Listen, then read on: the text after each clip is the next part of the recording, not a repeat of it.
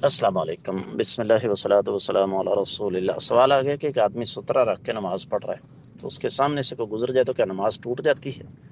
मेरे अजीज, नमाज तो किसी शक्ल में भी नहीं टूटेगी, लेकिन गुजरने वाले की दो शक्लें हैं ना। पहली शक्ल है कि सुतरे के आगे से गुजरे, सुतरे के पार से गुजरे, फिर तो कोई हर्ज वाली बात नहीं। लेकिन अगर बंदे और सुतरे के दरमियान से गुजरने की कोशिश करे तो हदीस मुबारक में वादे तौर पर हुक्म है कि अगर कोई तुम्हारे सामने से गुजरने की कोशिश करे उसको रोको। नहीं रुकता, दोबारा रोको। तीसरी दफा नहीं रुकता, उसके साथ लड़ाई करो, वो शैतान है। तो इसलिए नमाज में असर नहीं होगा, नमाज का। लेकिन आपको नमाज पढ़ने के दौरान इस बात का ख्याल रखना चाहिए।